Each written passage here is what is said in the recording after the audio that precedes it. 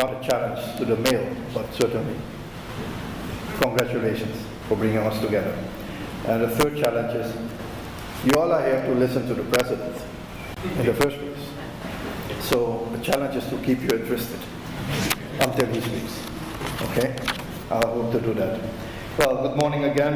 It is indeed a privilege to address you today on an issue of profound significance to our nation: the future of Suriname's energy sector. Energy is, as you all know, the lifeblood of our economic growth in many industrial sectors, and its availability directly influences our prosperity, our well-being. Yet, we must ask ourselves this question: where will our energy ultimately come from in the years ahead?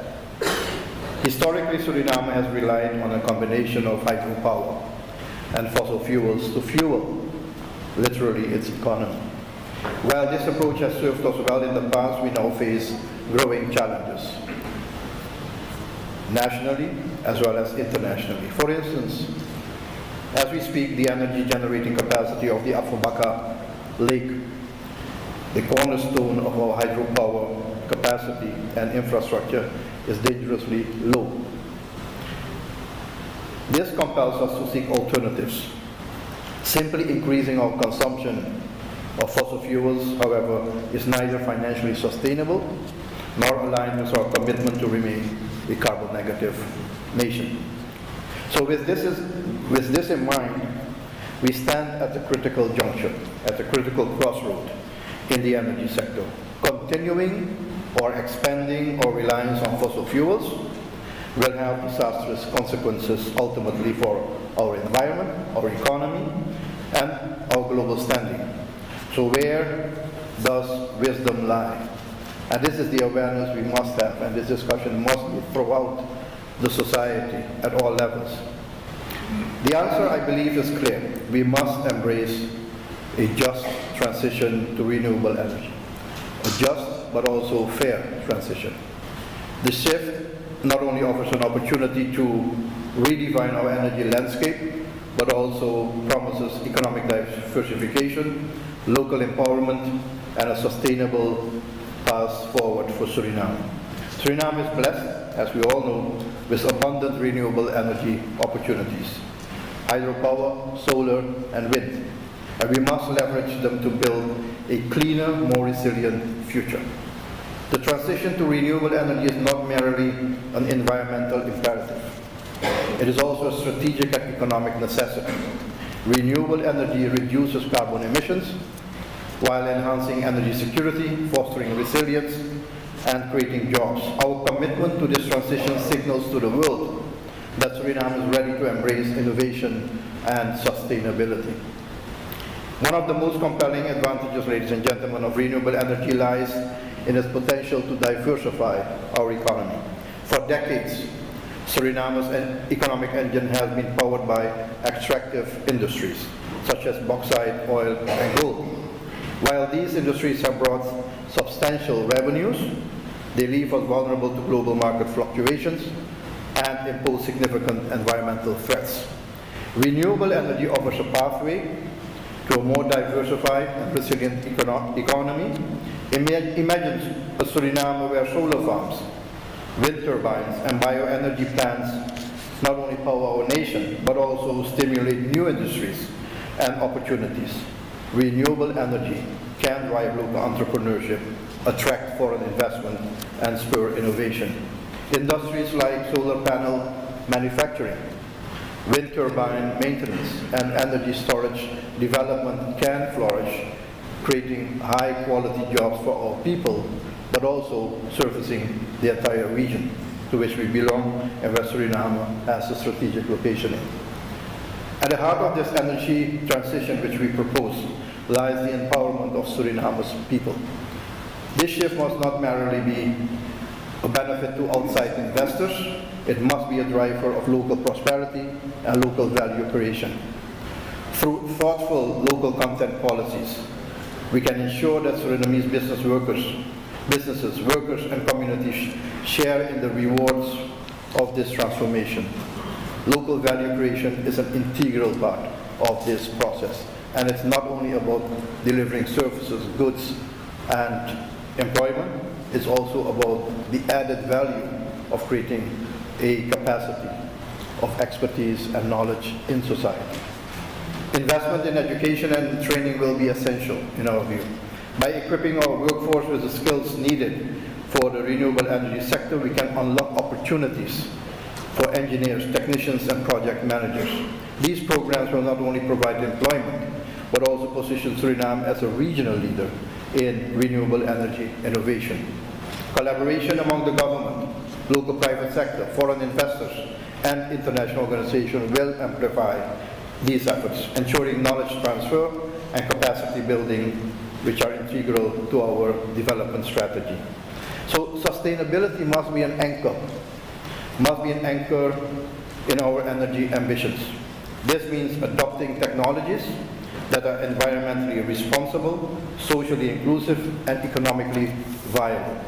It also means preserving our natural heritage, our forests, rivers, and biodiversity, which define our national identity and underpin our status as a carbon-negative country. So achieving sustainable energy development, ladies and gentlemen, Mr. President, requires robust policies, incentives for green innovation, I wanted to say motivation, but that also, and a regulatory framework aligned with global best practices. Meaningful partnerships with indigenous and local communities are equally vital. As stewards of our land, their insights into sustainable resource management are invaluable. This is the just and fair transition we as a country have committed to. So what is the vision for Suriname's future? And as we embark on this transformative journey in the energy sector, including, on the other side of the coin, an upcoming carbon trading industry, let us envision a Suriname that inspires the world with its renewable energy leadership. A nation with economic growth and sustainability go hand in hand, where industries thrive on clean energy and where our people enjoy improved living standards and boundless opportunities. This transition will not be without challenges. It will require a mindset change of the people and significant investment, meticulous planning, and unwavering determination of all involved. But I am confident that through the collective efforts of our politicians, policymakers, members of parliament, the government, the private sector, civil society, trade unions, and whole of society approach with international partners, we can overcome these challenges and secure a brighter and greener future for Suriname. So, ladies and gentlemen, in closing, the energy transition is more than an environmental and economic necessity for Suriname. It is our pathway to economic resilience, social empowerment, and global leadership. Let us seize this moment to redefine our destiny and inspire others to follow in our footsteps. Together, we can build a future powered by the boundless energy of the sun, wind, and water, and driven by the immense potential of our people and their collective efforts. I thank you very much, and I wish you a great conference.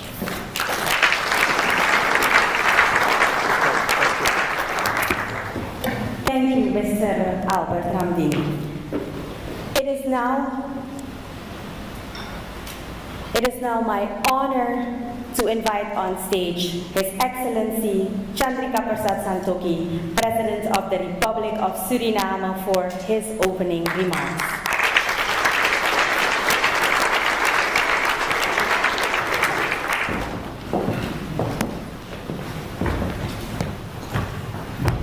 Thank you, Master of Ceremony. Good morning, ladies and gentlemen. Welcome. Welcome also our foreign guests.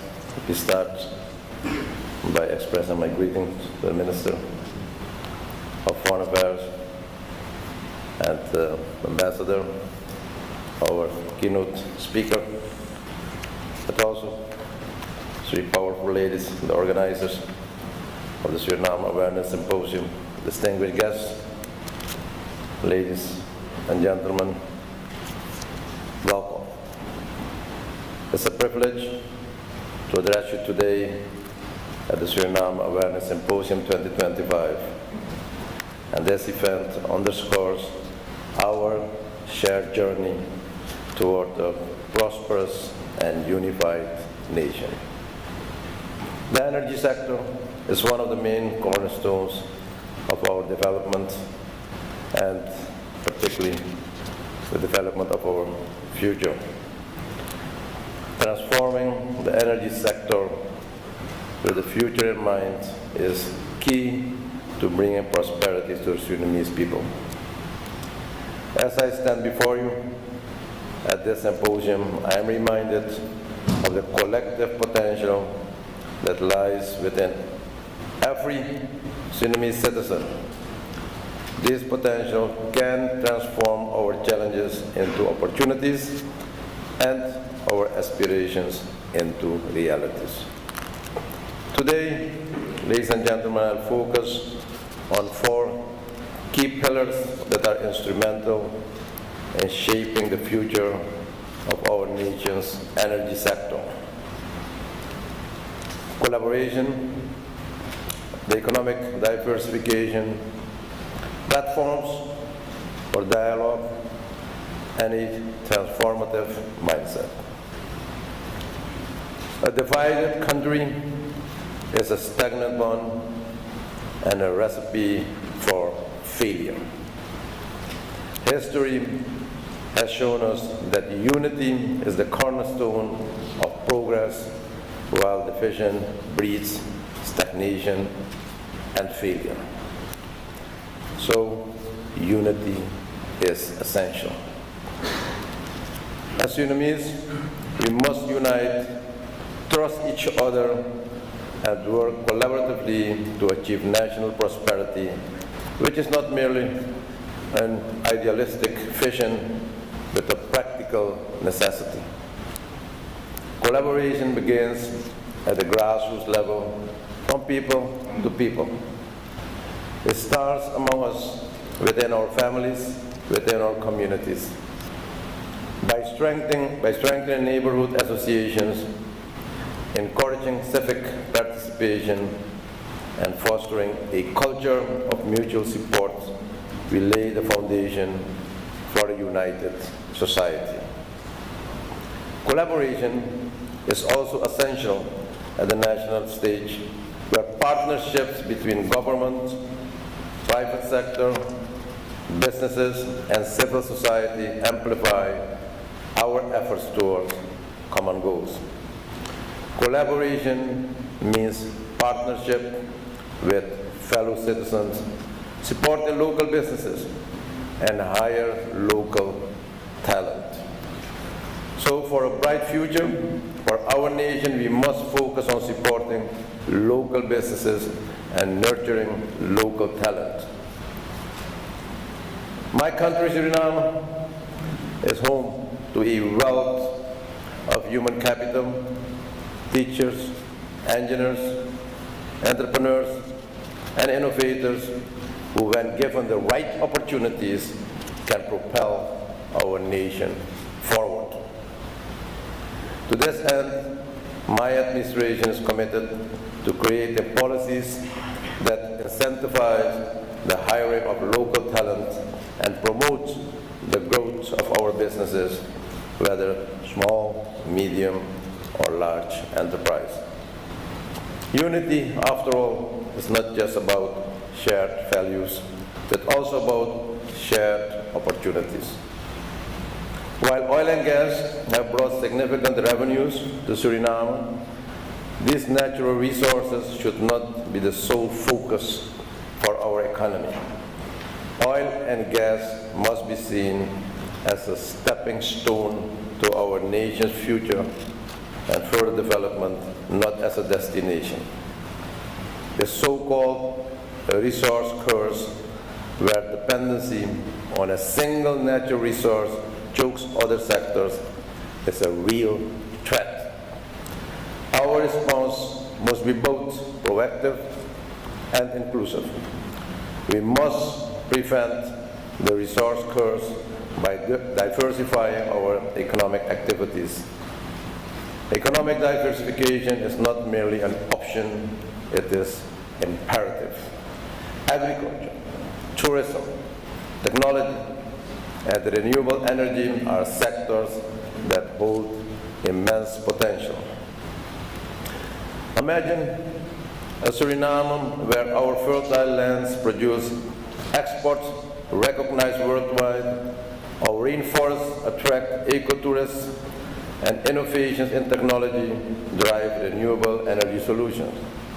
To achieve this, we need strategic investment and robust partnership.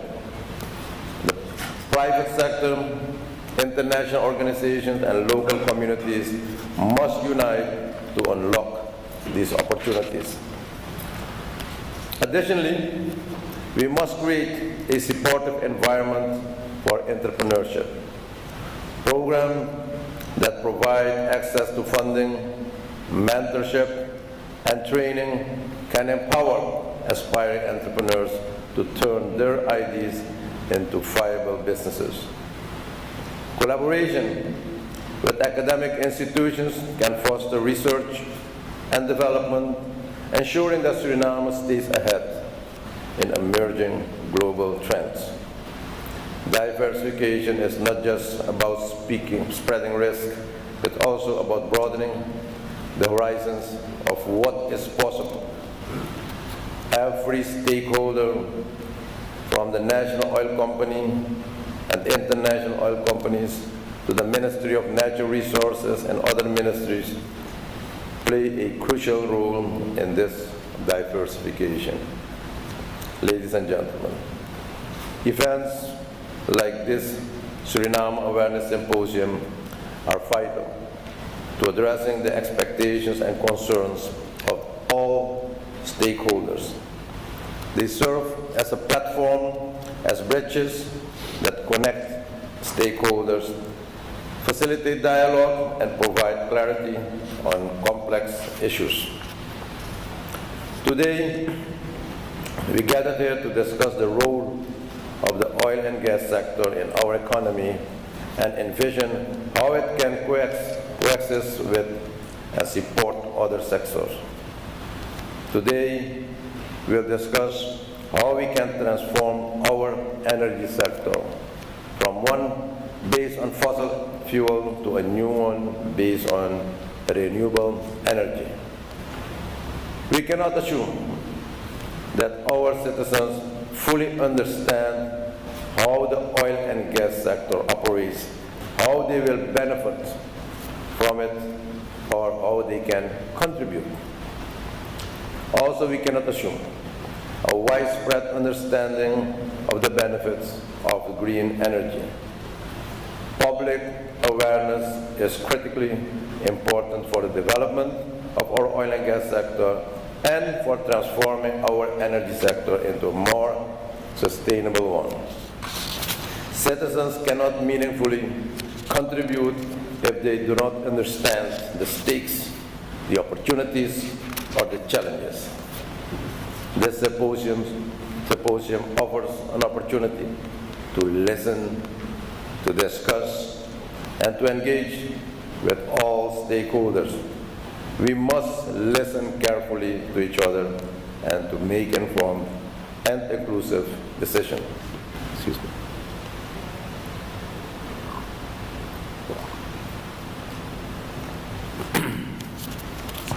We must ensure that the insights gained in this symposium translate into actionable policies and initiatives that benefit every Surinamese citizen. Let us use this symposium to address key questions. How can we ensure transparency and accountability in management in our natural resources? How can we ensure that oil and gas revenues are reinvested in education, healthcare, and infrastructure? How can we balance economic growth with environmental sustainability? How can our natural resources benefit a prosperous future for our people? These questions are not abstract questions.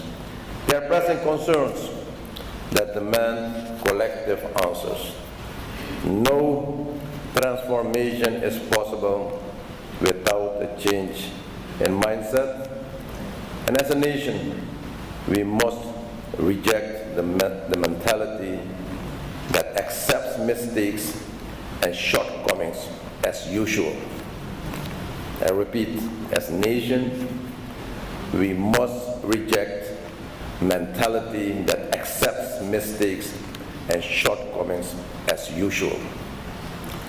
We must eliminate the sense of entitlement without effort and focus on making constructive contributions to the country's development.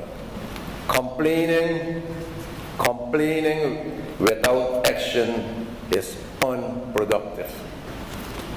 Let us work towards a better Suriname.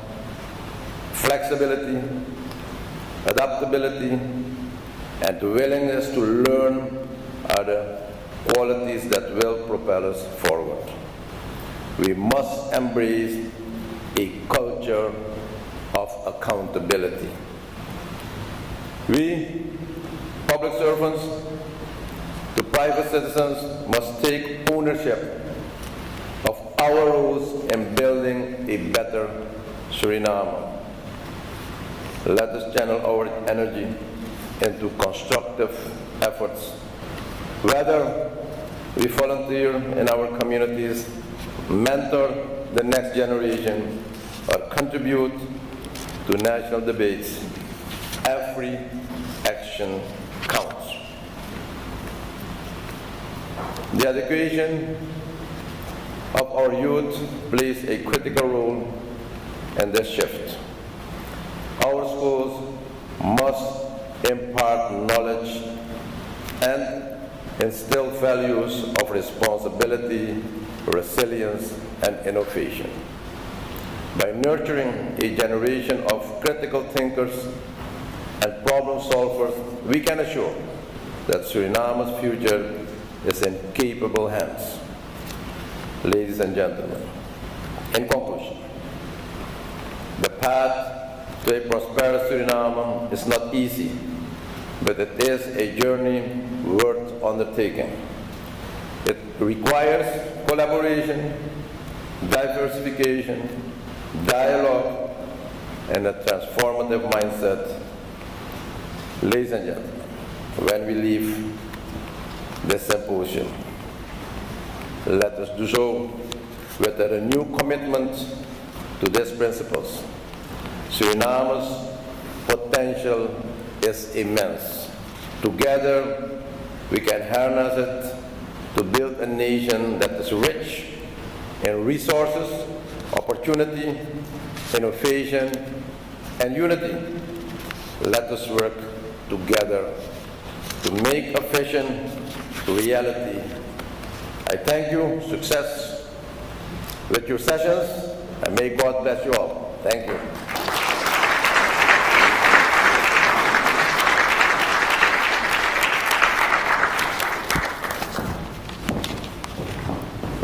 Thank you, Mr. President.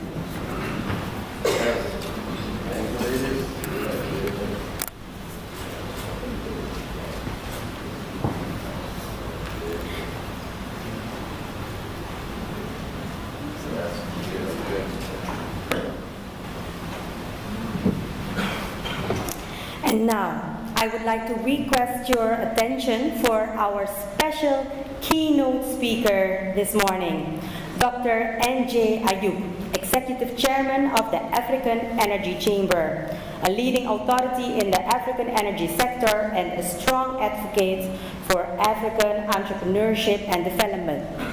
NJ Ayuk is recognized as the foremost figure in African business.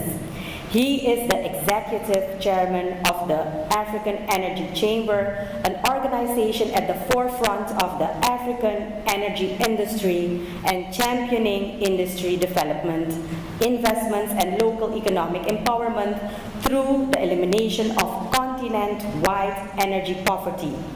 As a renowned dealmaker, NJ is also founder of the Pan-African Full Suite Law Conglomerate, CLG, formerly Centurion Law Group.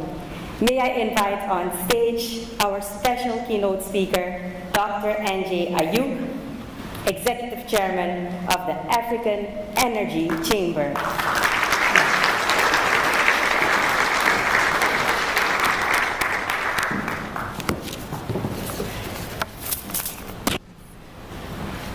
Thank you so much. Felt she was reading my obituary. Your Excellency, Mr. President, Minister of Foreign Affairs, and to people I call the baddest three, it is indeed an honor to be in this country. Being the first time coming to this country, many people call it Suriname, but after dinner and the good food yesterday, I call it home. The food tastes so good, and it feels good to be here. A country with its diversity, country with its people, country with its strength and willingness to drive what would become as the biggest energy dialogues in the world. Who would have thought that would start out of this country? This symposium, being an inaugural one, I believe is going to shape what we would see in the future. This symposium reminds me of the first time we started the African Energy Week, that today has become the hallmark of energy discussions, not only in Africa, but across the world. It started small, but with an intense group of people that are willing to go far and putting their minds into it. And that could not have happened with three women deciding that they are going to shape that discussion and they're going to push that path forward. Let us put our hands together for the amazing job.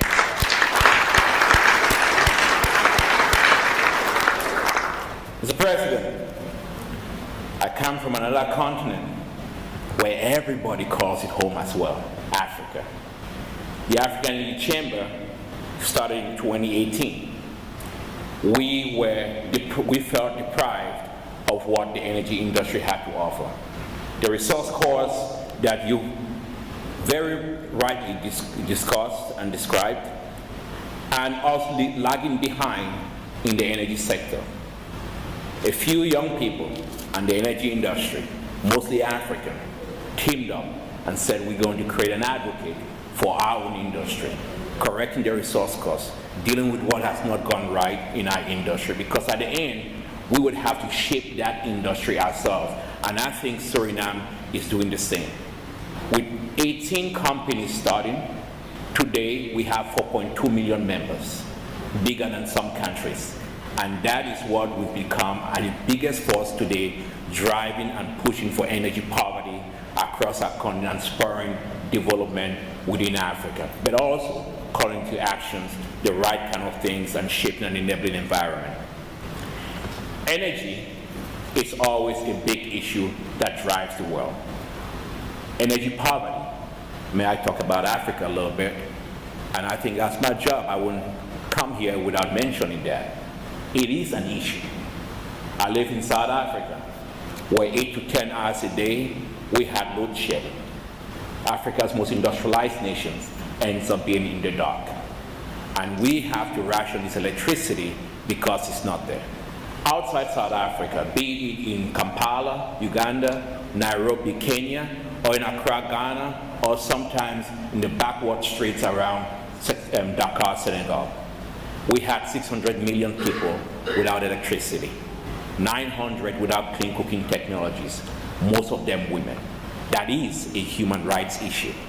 And we cannot achieve those United Nations Sustainable Development Goals without being able to provide energy access and energy security for our people. But climate change is also a problem. We've seen floods, we've seen hurricanes in other parts of the world, and we've seen rising sea levels. We don't deny the challenges around climate change. But we believe climate change and energy poverty are two sides of the same coin.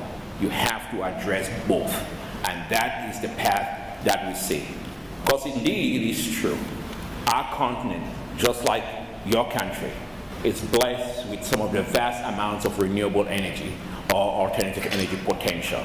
But sometimes we believe that in order to get this development, we need that baseload energy that we can really drive manufacturing, create jobs, and open opportunities.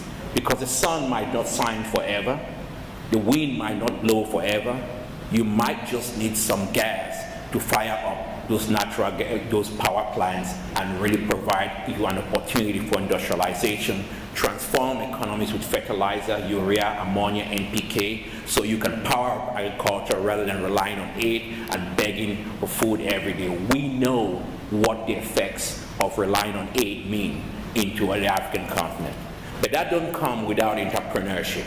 That don't come without us producing and producing sustainably. That's why I was honored when I heard the news from the Total Energies executives when they had the discoveries here and them moving forward with the $12 billion development in this country. That's a lot of money. I wrote a book about billions at play, but this is so much that you get in here, and it's going to be helpful.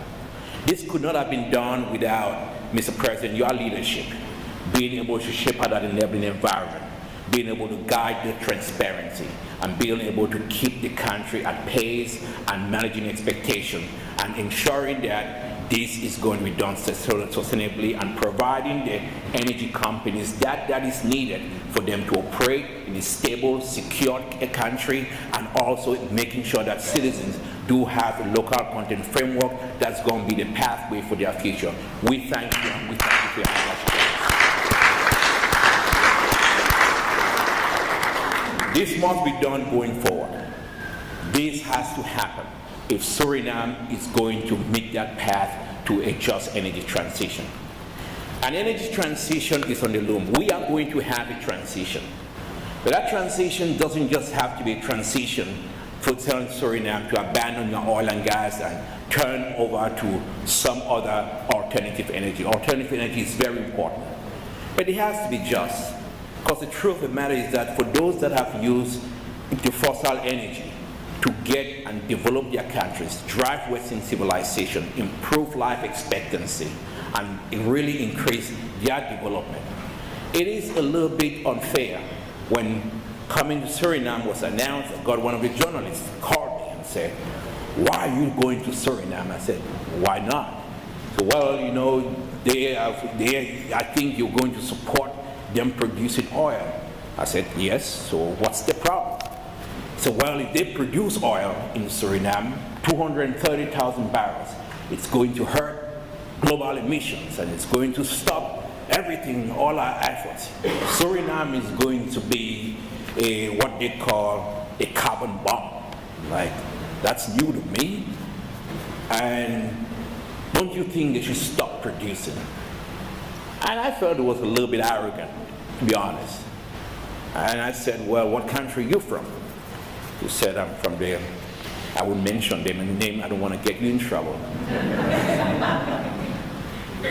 Then I told him, I said, why don't you stop producing?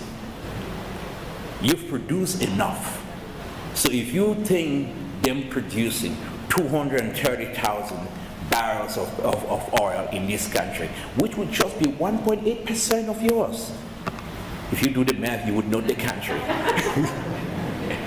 But those 230,000 barrels, which is 1.8% of yours, it's not going to be a carbon bomb. In a country where you have 94% forest, it's already a carbon sink. It's going to be one of the largest net zero energy production you have in the world. And I don't want you to apologize for trying to use your natural resources to better the life of your people. It is your right, it is important, but it's how we do it sustainably in a friendly way and ensuring that that we get to the future by going to net zero, transforming this, using the proceeds out of oil to transform this economy, drive up women participation, and really encourage that we become that beacon that most countries have hope. I'm from Africa. You don't have to learn from our success, learn from our mistakes. We have been victims of the resource curse.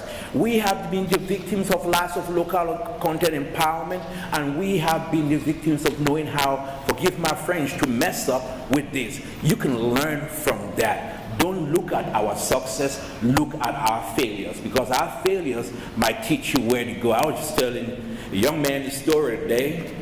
I had a brother, and we grew up with grandma, and he did everything wrong that grandma didn't want. But my grandma she wasn't educated.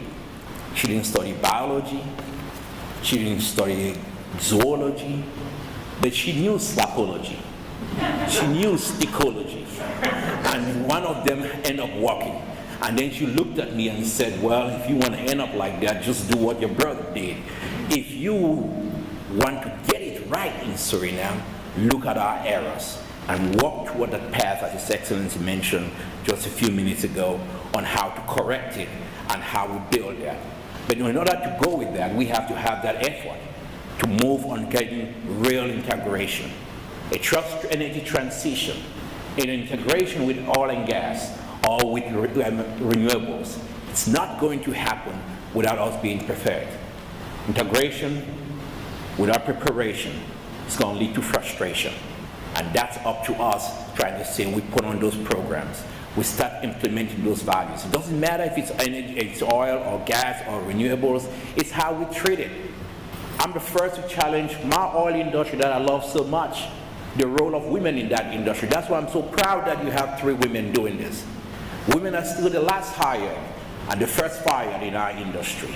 We got to change that. You have an amazing opportunity in this country to change and chart a path that we all could be proud that this is one of the countries that comes out with women leading, women participating, because at the end, women don't buy milk cheaper, they don't pay rent cheaper. There's no need that we have an energy industry that says women got to stay behind and everything. So sometimes we got to have a little bit of a break away from the past, a little bit of a break away from the past and shape it. But then we have to be those figures that guide it, because it's not going to happen by itself. It's going to be us that shaped it. It's going to be us that participate. It's going to be us that look at it and saying, we can shape the local industry. That is not just going to be local content, because we got to put some context in the content. So we got to start focusing on those trainings. We got to start being bold to say, we want Suriname citizens to be there every day, to drive it. And if we can't stand with 3 women putting together this discussion, to drive this discussion forward, Mr. President, that's why I'm so honored that you are here to kick this up today, because if you can't run a symposium, how the heck do you want to run an energy company? How the heck do you want to run this discussion? You have to be drivers that shape that dialogue, and those dialogues that takes us to sustainability, because we are better when we get together, when we believe in not just Suriname, but our entire communities, that we, whether it being in business, whether it being in government, and Mr. President, you're not off the hook, because we're going to keep asking you for more incentives and more taxes, a more enabling environment, and all of that. That is important. But we in business, we have an obligation to look at this country and say, we can get what we've done wrong in oil, we can get it right. And the oil industry can only do that, becoming active participants, cutting our arrogance. We've had a lot of arrogance. That's why sometimes more young people want to work for Google or Amazon. They don't want to work for oil companies. But we got to cut our arrogance. And I say that as somebody who has championed drill, baby drill, globally, when it was a bad word to say, we championed it. But we need to humble ourselves a little bit and be part of a country that's humbled itself, that's welcomed us, and that has opened up the space. That you from the airport driving into the city, seeing grain, seeing people welcoming, And I got to say, man, that nan I had that fish was so good. I want to go back. I want to come back every day. What do you call it, the ban? That was good. But we can really go beyond good food and beyond great hospitality as an energy industry to be active participants and citizens in the development of this country. When we do that, Suriname can be where we send a message that our industry is better. It has changed how we look at citizens, how we hire them, how we look at women, how we promote them, how we look at young people, how we embrace them, but also how we look at us ourselves. That those issues around ESG, we believe in it. Nobody loves the environment more than we do. We love the environment. We can do both. And that is a just energy transition. Thank you so much for having this little country boy in your country. And I really appreciate you guys welcoming me and making this place for me a place where I can also call home. Thank you, Mr. President. Thank you very much.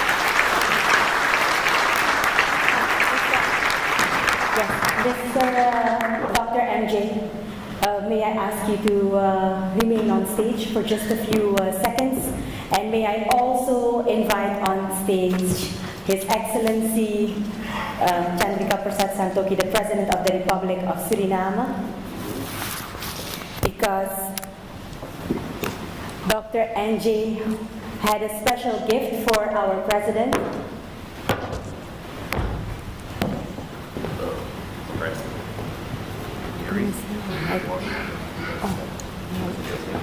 One second. Yes. How would I open it? Get a seat.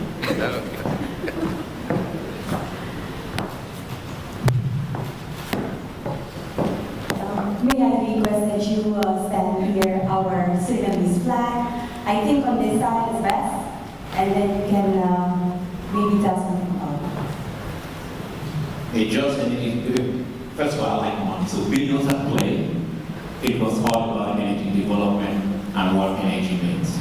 A just transition discusses a lot of pathway how we balance an energy mix where we could still use fossils and renewables, but paving the path to renewables in the future, but also looking at how you get climate finance and finding ways to really work with the less polarized energy environment and giving smaller nations an opportunity to develop while also transitioning into a cleaner future.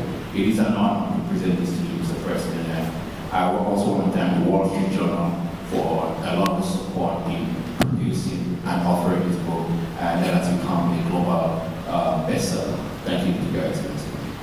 Thank you very much.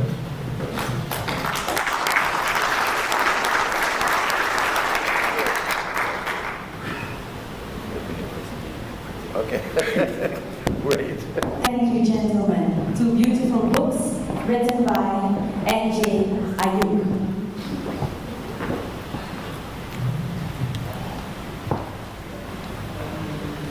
In a few moments, I would like to invite you for a nice cup of coffee in our foyer. But first, of course, the President will be the first one to leave the conference room. So I would like to request and ask you to rise so that our President may be the first one to leave.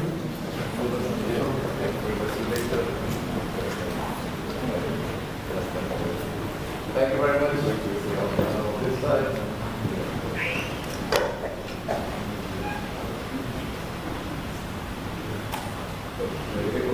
Stand by that.